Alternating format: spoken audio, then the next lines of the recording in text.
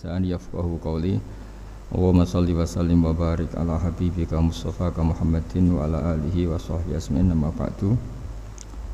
Yang sangat saya hormati Bapak Peri Warjio dan anggota Dewan Gubernur.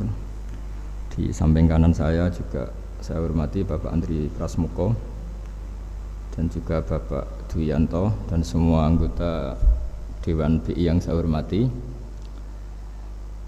Terkait kajian akhlak atau nasihat-nasihat tentang akhlak secara bahasa atau secara linguistik dari segi kosakata, akhlak itu kata jamak.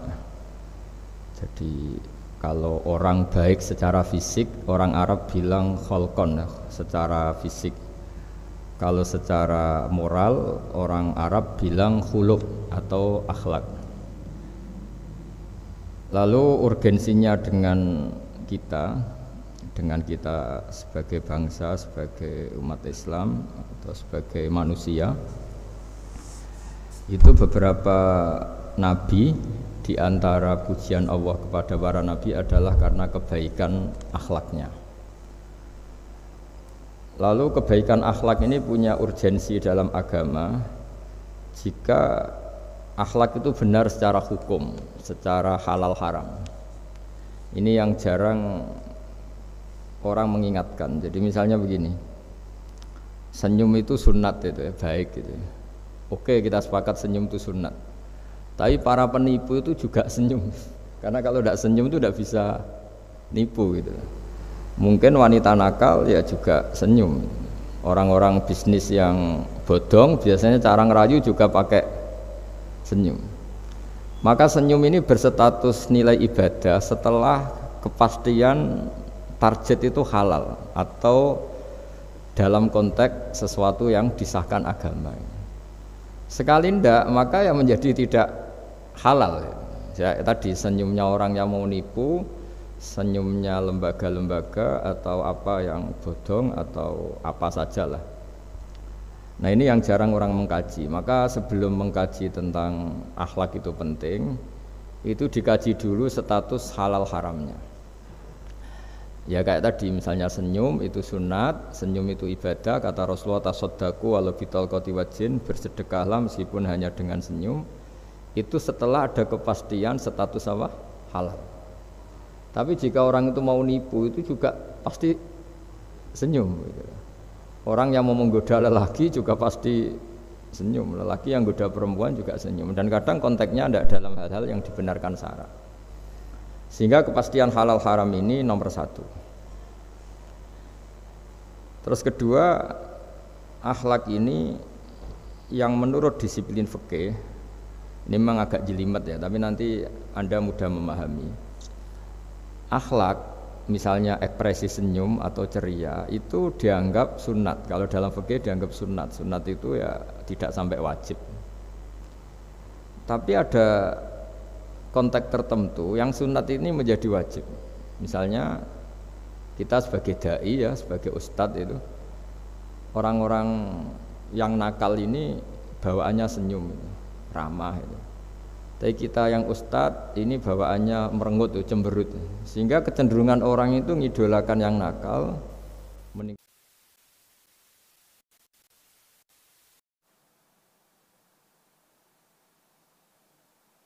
Sallallahu alaihi wasallam. Nah ini penting saya jelaskan supaya orang itu bicara akhlak. Akhlak itu tadi sudah saya katakan, senyum itu baik, ramah itu baik. Tapi setelah status hukumnya itu halal gitu, ya. Jadi kalau sebelum status hukum itu halal, ini ya ramahnya menjadi tidak baik. Misalnya kamu punya istri cantik, kemudian dia ramah sama lelaki siapapun, kamu kan pusing. Terus alasannya ramah itu baik. Makanya di Quran diingatkan fala takhdu'na bil qawli fayatma alladzi fi qalbihi marad. Orang-orang solihah, orang-orang yang afifah, wanita-wanita terhormat, jangan terlalu ramah sama lelaki lain, karena lelaki lain yang kamu ramahin, kalau kebetulan dia ada orang baik, pikiran ramah kamu ini ditafsirkan yang macam-macam. Ya, jadi ini Karena saya sebagai kiai memang menekuni fikih, sehingga sebelum bicara jauh tentang hukum moral itu pastikan dulu status halal haramnya. Baru ada numpang hukum akhlak.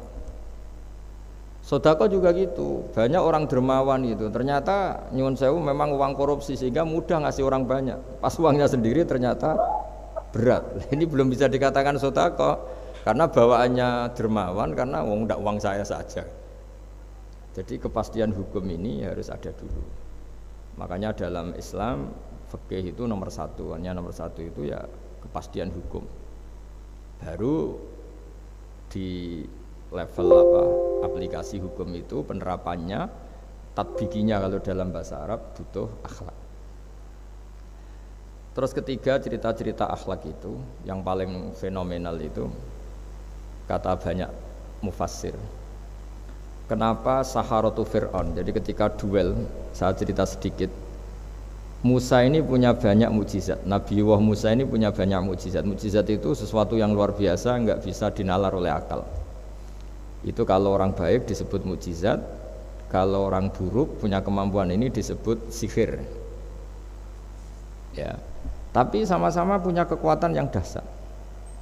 Sehingga ketika Nabi Musa punya kekuatan yang dahsyat ini, yang disebut mukjizat, Fir'aun cara berpikir yang bisa mengalahkan ini hanya sihir. Dipanggillah ahli sihir yang profesional, yang top lah. Dan mulai dulu itu wong ya seneng duit gitu. Jadi ahli sihir yang mau datang tapi berani berapa gitu. Jadi itu sudah mulai dulu gitu. Jadi sekunane kuno itu transaksinya itu ya harus berani berapa itu. Fir'aun katanya innakum idzal laminal muqarrabin. Kamu tak jamin menjadi orang dekat saya.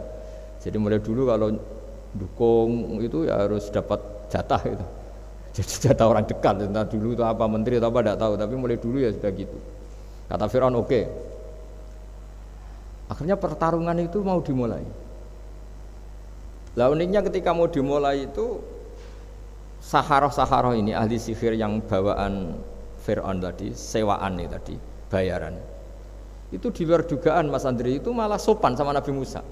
Ditonton orang banyak padahal, ditonton orang banyak karena Fir'aun tuh ingin Nabi Musa itu kalah, Musa kalau dia manggil.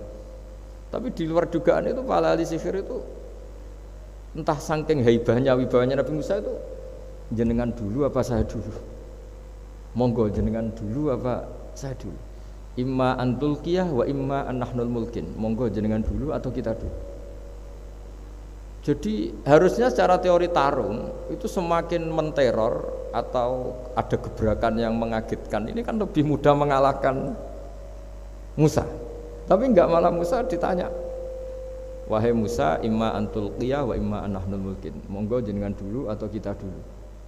Nabi Musa juga membalas yang sopan. Enggak, kalian dulu saja. Nah itu kata para ahli tafsir. Barokahnya akhlak yang dilakukan Saharatu Fir'aun ini, al-qawwa fi qulubihim al-iman. Allah saat itu juga memberi iman. Jadi barokahnya sopan sama Nabi siapa? Musa. Jadi barokah akhlak paling fenomenal dalam dunia tafsir adalah ketika Saharatu Fir'aun mendapat berkahnya adab, berkahnya akhlak sampai iman. Sehingga kalau dalam khazanah-khazanah Islam, amal yang paling mudah diterima Allah itu diantaranya satu itu akhlak, dua sedekah. Dalam cerita-cerita kitab yang saya pelajari, sedekah juga gitu. Ada orang itu saking bejatnya, dia seorang kaya raya. Itu saking bejatnya itu cara berpikir itu menurut dia ya rasional, tapi ngawur sekali. Dia punya putri cantik gitu. Ya tentu dia yang ngerawat. Terus dia ngenangen itu, wong anakku ayu dirabi wong liya. Walhasil itu dia punya rencana menikahi anaknya sendiri. Itu kan sebejat-bejatnya orang. Dan dia cara berpikir itu begitu, memang namanya orang Majusi, tidak beragama. Tapi ketika dia, banyak ulama yang bilang namanya orang ini Bahrom. Tapi siapapun namanya itu, cerita ini populer di literasi, di khazanah-khazanah atau di referensi kita. Pas malam pertama mau menggauli putrinya, ada janda sepuh itu notok pintunya ya, supaya dikasih sedekah. Itu anehnya dia itu tergerak untuk memberi. Ketika mau memberi, si janda ini berubah pikiran, wong saya ini muslimah kok minta orang kafir. Tidak jadi minta, tapi lari, ketika dikejar lari. Setelah di rumah melihat anak-anaknya itu menangis, Mas Andri, kembali lagi minta. Setelah mau dikasih, lari lagi sampai 3 kali. Singkat cerita si Bahrom ini lalu tetap ke rumahnya dan ternyata mendengar anak-anak menangis karena kelaparan. Dia tergerak hatinya, itu membawa cara Indonesia, membawa beras sendiri, membawa roti sendiri, semua keperluan itu dicukupin, dibawa sendiri, diantarkan. Dan uniknya saat itu juga dia berpikir waras langsung, gak ingin lagi menggauli anaknya, gak ingin lagi. Jadi barokahnya sedekah itu dilakukan orang kafir, itu langsung ada berkah. Sampai saat itu dia iman, dan hebatnya ada seorang wali di era itu mimpi disuruh menghormati si Bahrom ini, bahwa ini umat saya, ini walhasil itu sampai diapresiasi. Nah, lagi-lagi kembali ke sedekah. Jika ada orang netral, misalnya orang netral itu ya diajak baik ya mau, diajak buruk ya mau, belum punya berpendirian, juga belum punya karakter, belum punya status yang permanen, ya solehnya masih amatir, faseknya ya masih amatir. Kemudian terus ada kompetisi, alam raya ini kan kompetisi. Ternyata yang tukang sedekah, yang mudah memberi itu yang fasik, yang ini pelit. Jangan-jangan kita disalahkan Allah ketika orang yang netral ini jadi orang fasik. Karena apa? Kenangannya dengan orang fasik mendapat keenaan sedekah atau servis, kenangannya sama orang soleh tidak mendapat. Malah dikongkon terus jadi panitia pengajian, kan kesel ya. Nah, kalau dibebani terus. Sehingga di antara ciri agama ini qalilul maunah, agama ini harus berbiaya murah. Itu hal-hal yang harus kita perhatikan. Nah, kecuali ini sudah orang yang punya karakter, memang sudah orang soleh, memang bawaannya ingin mendukung yang kanan, yang ahlul yamin, ya, hanya suka kebaikan. Ini kan kita bicara orang yang belum punya karakter. Kalau yang soleh kan karuan, dirayu yang ini sudah tidak mau, meskipun yang ini ngel-ngelo terus tetap nggak masalah yang kanan ini. Nah, ketika kita ngelola anak Mas Andri ini, Mas Dwi ya, ini karena yang ada jadi saya pakai contoh. Saya punya kenangan dalam hal ini itu sangat miris ya. Ada orang sepuh soleh, cerita anaknya itu sekarang kerja di Jakarta tidak sholat, padahal itu ya orang soleh, orang baik. Dan dia kenapa datang ke saya? Karena minta maaf dulu pernah dengan tanda ketik pernah menyalahkan bapak saya, menyalahkan kiai-kiai yang lunak. Bapak saya dulu ya di dalam ada TV, ya ada sepeda motor, ya umumnya orang. Ternyata kasusnya itu sederhana Mas Andri. Anaknya kiai ini, orang soleh lah, itu karena saking ketatnya itu di rumah nggak ada TV, juga nggak ada motor. Sehingga kenangan pertama lihat TV ya di servis orang yang nyuwun sewu tidak sholat. Kenangan pertama pakai motor ya dipinjemin orang yang enggak sholat. Sehingga bawaannya dia punya utang jasa sama orang yang tidak baik lah gitu. Akhirnya ini enggak jadi idola. Orang tuanya meskipun sholat enggak jadi idola. Dan orang tuanya itu enggak punya TV supaya waktunya enggak habis untuk nonton TV. Enggak punya motor biar enggak keluyuran. Niatnya baik, sangat baik. Tapi karena terus ini tuh tadi kembali ke tadi al-insan abdul ihsan, manusia itu budaknya kebaikan. Kenangannya lihat TV ya sama orang yang nggak bener ini. Kenangannya pakai motor ya pakai. Akhirnya ikut merantau ini ke Jakarta. Singkat cerita terus akhirnya dia katut temannya yang nggak sholat. Nah, ini yang di sini jika kamu mengelola agama ini secara tidak simpatik, lanfaddu min khaliq, pasti orang itu bubar. Singkat cerita terus karena dia mungkin orang soleh ya, tetap doanya didengar Allah. Dia nangis-nangis berdoa di depan Allah, terus minta maaf sama kiai-kiai yang pernah disalahkan, yang terlalu longgar sama anaknya. Karena bapak saya termasuk orang yang longgar. Mbah Mun saya tahu di dalamnya ya ada TV, ada motor, umumnya anaknya difasilitasi. Lalah anaknya itu terus diparingi Allah tobat kembali, terus dia menservis anaknya dengan umumnya orang. Jadi yang bahaya itu bukan tidak ada TV-nya, tapi kenangan pertama tahu TV ini. Bagi anak yang nggak pernah lihat TV itu kan diberi hak lihat TV itu spesial. Sama bagi anak yang sama sekali nggak ada motor itu kan dikasih pinjaman motor itu kan spesial. Jadi kesimpulan dari ngaji akhlak ini harus dikawal supaya mengawal kebaikan. Jangan sampai anak kita, keluarga kita punya utang jasa sama orang yang enggak benar sehingga dia ngidolakannya orang yang enggak. Ya tadi misalnya kadang-kadang orang enggak benar itu ketemu temannya, ayo ngopi-ngopi, beres. Yang ini kita sebagai orang tuanya mau ngopi saja ditanya, jam segini kok ngopi? Apa saja salah, jadi bawaannya di rumah disalahin, bawaannya di luar dibebasin. Akhirnya kenangannya kan ini buruk. Nah, ini hal-hal seperti ini yang kita harus hati-hatilah ngelola kebenaran. Makanya ada cerita di kitab Risalah Qusyariyah juga diulang lagi di Ihya. Ada orang Majusi. Ya bayangkan dulu itu kan padang pasir, di jalan nggak ada air, juga nggak ada warung Mas Andri, juga nggak ada ATM. Jadi bayangkan dulu. Jadi cerita ini harus dibayangkan dulu. Kalau sekarang kan nggak kebayang ada orang kelaparan di perjalanan. Makanya dulu tuh hukumnya ekstrim. Siapa yang iman billah wal yaumil akhir harus memuliakan tamunya. Dulu tuh ukuran memuliakan tamu itu nomor 1 ya dikasih makan. Sehingga kalau ada tamu dari jauh, Nabi itu kalau nggak bisa ngasih makan dilelang. Siapa sahabatku yang bisa ngasih makan? Karena orang itu sekali mertamu ya memang kelaparan betul. Perjalanan 2 hari nggak ada warung, nggak ada ATM, nggak bisa mampir ke kantor cabang minta fasilitas kan nggak bisa. Kalau pejabat kan bisa, dari Jakarta mampir Semarang mampir Kragen bisa.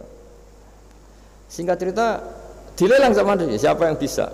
Masyhur kan cerita itu, ada orang yang sebetulnya miskin, saya ya Rasulullah, ternyata yang dikasihkan itu makanan jatah apa?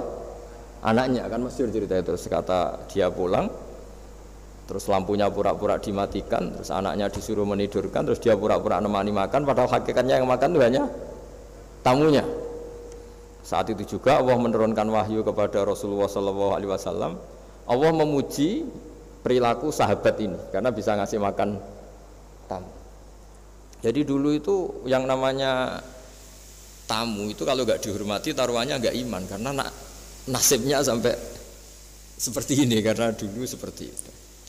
Nah kembali lagi ke cerita tadi. Tamu makanan atau tamu atau apa sajalah. Itu servis sosial ini nomor 1. Kalau enggak, seorang lagi ya, kalau enggak, itu ya orang terus enggak simpati. Nah, sehingga karena taruhannya seperti itu sampai Allah lewat binaan kekasihnya, maka na yu'minu billahi wal yaumil akhir falyukrim dhaifa. Singkat cerita suatu saat Nabi Ibrahim itu punya tamu, orangnya Majusi. Majusi itu enggak mukmin. Majusi itu lebih buruk ketimbang Yahudi, lebih buruk ketimbang Nasrani karena ada ahli kitab sama sekali. Kalau di Quran kan dibedakan, ada kafir ahli kitab yang masih percaya Tuhan, yaitu Yahudi Nasrani, ada yang sama sekali sudah tidak percaya Tuhan. Itu Majusi, nggak punya kitab. Orang Majusi datang ke Nabi Ibrahim karena beliau terkenal Abu Duyuf, bapak dari segala tamu. Beliau itu nggak mau makan kecuali bareng tamu, bareng anak yatim, saking solehnya Nabi Ibrahim. Saya ulang lagi, bayangkan dulu, memang makan itu luar biasa. Sekarang kan biasa karena tamu sudah makan dulu di warung, nginepnya di hotel, malah kadang disuguhi udah mati makan karena nggak selera, ribet malah tamu sekarang. Malah komplain bila perlu sudah ribet. Nabi Ibrahim itu ketika orang itu kelaparan, ya Ibrahim karena dia nggak mukmin ya manggilnya jangkar. Tolong hari ini saya kasih makan. Ndak hatta tu'mina, sehingga kamu iman. Singkat cerita orang ini frustasi karena ini tokoh ya. Nabi Ibrahim itu tokoh besar muslim ya tentu. Akhirnya dia putus asa. Putus asa terus sudah walla itu sudah balik kanan, sudah ngelunyur saja meninggalkan Ibrahim karena sudah putus asa lah. Saya Majusi, dia Nabi, dia tokoh Islam, pasti tidak ngasih makan. Apa yang terjadi? Saat itu juga Allah, karena beliau Nabi, bisa komunikasi dengan Allah, dapat wahyu. Lihat orang itu umur berapa? 70 kira-kira gitu atau 60. Kata Allah, orang itu baru ini loh kelaparan katanya. Dan baru ini juga minta kamu kan? Iya. Dan kemarin-kemarin tidak pernah kelaparan ya, baru ini ya. Terus kata Allah, saya yang Tuhan saja ngasih makan dia padahal tidak iman sama saya. 60 tahun. Kamu diminta untuk 1 hari saja kok mensyaratkan apa? Iman. Udah panggil saja supaya makan di kamu. Salah hasil dipanggil akhirnya sama Nabi Ibrahim, dikejar. Udah, ayo makan ke saya gitu. Ya gimana? Udah usah syarat iman, pokoknya makan saja guys. Nah, sudah makan sama Nabi Ibrahim di servis, tanya orang itu, kok kamu mendadak baik tadi sinis itu ya ditegur Allah, saya salah katanya. Loh, Allah yang Tuhan itu, menurut kamu Tuhan itu betul negur kamu? Iya. Dia nangisnya. Ternyata Tuhanmu itu Tuhan betul ya. Saya yang majusi aja diperhatikan katanya. Bahkan menyalahkan kekasihnya kamu katanya. Dah saya mau iman saja katanya. Gitu kan. Itu ya barokahnya servis tadi. Nah sekarang misalnya kita bertarung di dunia yang bebas ini. Misalnya nyuwun sewu, yang ngasih makan ini nyuwun sewu orang tidak baik, yang orang baik tidak ngasih. Pasti utang jasanya orang ini sama yang enggak baik. Karena kenanya sama orang baik itu udah baik. Nah ini yang dimaksud walaupun tafadzun khalidul qalbi lan faddu min khalid. Kalau orang mengelola Islam dengan cara yang kurang baik, maka akan melahirkan orang lari. Ya, karena tadi al insan abdul es. Jadi cerita yang ringan-ringan di sekeliling kita juga seperti itu. Bapak-bapak itu ngopi di rumah itu ya rasanya kopi sama. Itu gara-gara tidak nyaman ya cara bojo nek semarah kan gitu cara nyugoi. Di warung senyum. Dia sudah akhirnya pilih di warung. Karena di warung dapat senyum, di rumah dapat ya sudah. Jadi semua proses sosial itu seperti itu. Nah mau saya di sini bayangkan itu anak kita gitu. Kenangannya dengan kita, dengan bapaknya, dengan ibunya ini kurang baik. Kenangannya di luar baik. Sehingga anak kita cenderung tidak ngidolakan kita, meninggalkan kita. Jadi menurut saya belajar akhlak paling pokok adalah kaitannya dengan kepentingan anak-anak kita. Saya bukan niat sombong ya, saya itu alhamdulillah sampai sekarang itu masih sering mandikan anak saya, jalan-jalan sama anak saya. Hak-haknya. Bahkan saya ini punya ajaran yang agak unik. Tapi istri saya sudah menerima dulu ya sempat janggal-janggal itu iskal, tapi sekarang sudah menerima.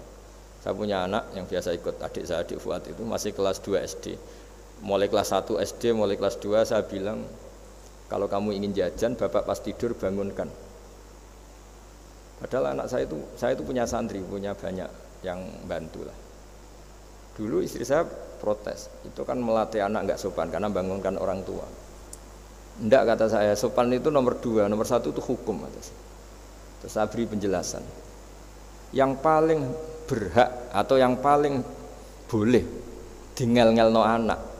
Dingel-ngelno anak itu ya diganggu anak. Itu ya orang tuanya. Masa anak mau jajan yang harus ribet pembantu, mana anak mau jajan yang harus ribet orang. Yang paling boleh diganggu oleh anaknya ya orang tuanya.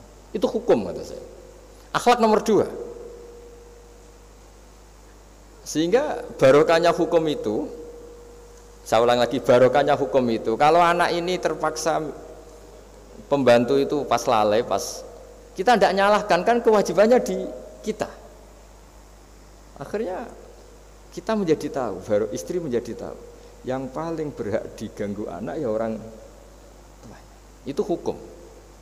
Nah akhlak itu baru nomor 2, ganggu itu ya dikira-kira lah pas bangun atau pas rileks. Tapi itu nomor 2, itu namanya moral. Moral itu sunat. Tapi kalau hukum itu nomor 1. Sehingga akhirnya orang tua, anak ini senang. Betapa baiknya orang tua kita, pas tidur saja dibangunin mau demi kepentingan dia. Akhirnya anak ini punya kenangan baik sama orang tua. Pas tidur saja bapak diajak mau. Apalagi pas happy. Nah karena kenangannya baik, ya idolanya orang tuanya. Ketika idolanya orang tuanya dan kita orang baik, mau ngajak sholat ya gampang, mau ngajak ngaji ya. Bayangkan kalau kenangannya dia dimintai uang nggak boleh, bentak, salah jam kayak atau salah jadwal atau apa, salah momentum, masa anak kecil diwalate salah pakai momentum pakai apa? Nah, ketika kita ngangkon belajar sudah susah karena kenangannya ndak baik. Jadi kunci daripada ini makanya saya bilang berkali-kali. Oke, kita belajar akhlak, belajar moral, tapi nomor 1 itu hukum. Saya ulang lagi hukum. Karena agama ini ciri khasnya itu hukum. Hukum itu ketentuan. Jadi aturan Islam itu detail. Misalnya saya belum haji. Ya sudah, sebagian harta saya jatah untuk haji itu sudah tidak milik saya, harus dianggap miliknya haji. Sehingga kalau saya meninggal setiap saat, yang boleh diwaris oleh anak cucu saya hanya yang melebihi dari biaya apa? Haji. Makanya di Indonesia disebut kaji amanat. Kaji amanat itu orang yang sebetulnya sudah mampu haji tapi tidak kober haji. Itu kalau sudah meninggal harus ada jatah haji yang dianggarkan untuk haji apa? Amanat. Baru sisanya boleh diwaris. Karena ini hukum. Lah nanti di akhirat juga Allah pakai hukum. Kalau ada anak nggak sholat, yang pertama disalahkan orang tuanya. Kenapa ini tidak sholat? Semua kesalahan anak-anak kita adalah dibebankan ke kita. Ya, jadi saya mohon cerita-cerita akhlak ini jangan sampai hanya nyuwun sewu moral dengan arti kenyamanan sosial, tapi kembalikan ke Allah dan apa? Rasul. Sehingga ini yang terakhir saya cerita hadis yang populer sekali. Ada 3 hadis yang populer dan ini sampean semua pasti hafal. Maka na yu'minu billahi wal yaumil akhir fal yukrim jarahu. Terus ada yang fal yukrim dhaifahu. Terus yang ketiga fal yakul khairan aw liyasmut. Berkata baik atau kalau enggak bisa berkata baik ya apa dia. Nah, itu uniknya Islam itu apa Mas Dwi? Uniknya Islam itu tidak pernah membolehkan umatnya terdikte oleh sosial Mas Andri, enggak boleh. Tapi hanya terdikte oleh ketentuan Allah dan Rasul. Jadi Allah cara ngendikan, kalau kamu iman kepada Allah dan Rasul. Iman kepada Allah artinya apa? Allah memerintahkan kita berbuat baik sama tetangga, sama tamu. Maka lakukan itu. Sekali tidak demi Allah dan Rasul, berarti Anda didikte oleh hukum sosial. Kalau tetangga baik ya kita baik, kalau dia buruk ya kita ikut buruk. Itu artinya apa? Kita tidak didikte oleh hukum Allah dan Rasul, tapi didikte oleh hukum apa? Sosial. Islam itu agama yang hubungannya manusia itu dengan Allah, bukan dengan sosial. Sehingga ketika baik sama tetangga pun itu karena perintah Allah. Sehingga kalau suatu saat kecewa tetangga kita itu kurang ajar misalnya, ya kita tetap nyaman saja karena kita baik itu atas perintah Allah. Makanya masyhur di kalangan ahli hadis ada dawuh Nabi, la takunu imma'atan. Taquluna in ahsanan nas ahsanna wa in dzalamuna dzalamna. Kamu jangan jadi orang yang didikte sosial. Kalau orang baik kamu baik, kalau orang buruk kamu ikut buruk. Itu namanya orang yang enggak punya prinsip. Tapi walakin wattinu anfusakum, kata Rasulullah. Kuatkan prinsip kamu, jika manusia baik kamu akan baik, dan manusia ketika buruk kamu pun tetap ingin baik. Nah, dengan demikian itu berarti kebaikan kamu itu atas perintahnya Allah dan Rasul, bukan atas nama sosial. Sehingga misalnya ada orang birrul walidain, ibunya bawaannya cerewet, mbahnya cerewet, ya tetap baik. Tapi kalau kamu didikte sosial, sekali ibu kamu bawel, dah malas lah ketemu ibu bawel. Nah, ini berarti kamu belum didikte Allah dan Rasul, tapi didikte itu hukum apa? Sosial. Sehingga untuk menutup mauidhah ini, saya sering cerita di mana-mana di kitab Ihya itu ada cerita, ada seorang pemuda yang kurang ajar sekali itu. Ada kiai dipanggil, Pak Yai silahkan ke rumah saya. Ya kira-kira cara sekarang mungkin 500 meter datang. Setelah sampai depan rumahnya, sudah Pak Yai saya tidak punya kebutuhan sama kamu. Itu kiainya senyum, rileks. Setelah sampai rumahnya dipanggil lagi, Pak Yai mohon ke rumah saya. Terus kiainya ke situ lagi asik kan. Terus setelah sampai rumahnya pemuda tadi, sudah pulang aja saya tidak butuh kamu. Sampai 3 kali. Dan kiainya tuh asik, ceria gitu. Pemuda itu kagetnya bukan main. Kenapa Pak Kiai tidak tersinggung? Malah senyum-senyum. Cong kata orang Jawa ini. Ini cerita di Ihya. Saya tuh senang sekali nuruti perintah Allah. Allah menghentikan, saya disuruh hormat tetangga. Lah kamu tetangga saya. Dan saya alhamdulillah bisa nuruti karep kamu. Disuruh ke kamu, saya ke kamu. Dan sekarang karep kamu saya pulang, ya saya pulang. Syukur sekali hari ini saya bisa nuruti perintah Allah sampai 3 kali. Nangis pemuda itu. Loh kalau kamu kan kamu tampar, ini kan pelecehan. Itu kan kurang ajar betul, kiai digambar. Tapi wali-wali itu enggak berpikirannya tidak seperti itu. Kalau kamu tidak wali ya memang aneh pikiran itu, tapi yang benar ya itu. Nah, jadi lewat ngaji ini saya mohon lah semua teman-teman yang di BI maupun seluruh kita, akhlak itu nomor 1. Dengan makna tapi setelah kepastian hukum. Setelah kepastian hukum. Jadi misalnya senyum itu sunat karena kita merayu mitra bisnis untuk bisnis yang halal. Tapi kalau bisnis kita bodong, ya semua orang yang ingin nipu kan ya pasti Senyum lah berarti yang pahalanya besar ya orang-orang penipu karena senyumnya lebih sering timbang yang enggak nipu. Jadi artinya akhlak itu menemukan momentum sebagai ibadah setelah ada kepastian hukum apa? Halalnya. Tapi kalau nggak ada kepastian hukum halalnya, ya ini senyum itu dievaluasi tadi misalnya orang ngerayu juga harus senyum, orang nipu juga harus senyum. Ini yang mungkin banyak diabaikan. Saya kira demikian dan mohon maaf karena sebetulnya kalau andekan tadi jalannya normal mungkin saya nggak terlambat, itu kan banyak lubang-lubang karena apa? Itu biasanya kan karena hujan ya. Tapi ya saya suka tetap terlambat biar keren pernah nunggu kiai. Jadi kalau dalam teori agama itu sama kok. Sholat, Nabi itu pernah sholat isya itu setengah tiga dini hari. Sahabat biasanya kan beliau suka awal waktu. Terus ketika sahabat tanya kata Nabi, malam ini spesial karena kamu lama sekali nunggu apa? Sholat. Enggak semua orang malam ini bisa menunggu apa? Sholat. Jadi artinya apa bawaannya itu nunggu kebaikan. Jadi di antara trik atau resep husnul khotimah. Ya, ini sebagai penutup ngaji. Resep husnul khotimah itu innallaha ta'ala yubahi malaikatahu. Allah membanggakan kita, yubahi bikum malaikatahu. Allah bangga dengan kita. Di antaranya apa Mas Andri? Umatnya Rasulullah sallallahu alaihi wasallam itu kalau habis subuh ditanya, "Ngapain kamu hidup? Nunggu sholat duhur." Ngapain kamu hidup setelah sholat duhur, nunggu sholat asar? Sehingga kita ini menunaikan fardu yang diwajibkan Allah dan menunggu datangnya fardu yang lain. Jadi orientasi kita fahijratuhu ilallah wa rasulih. Tapi kalau kita orientasinya mapan, kenapa kamu hidup? Saya mau mati setelah mapan, saya mau mati setelah jabat.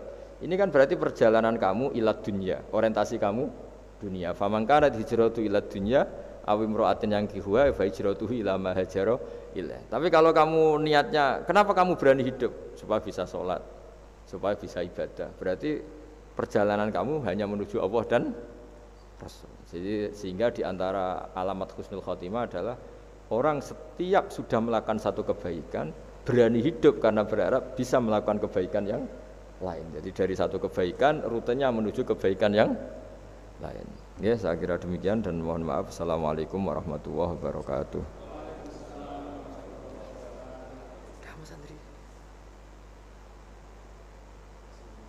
Sinyalnya enggak sih? Sinyalnya. Oh, ya.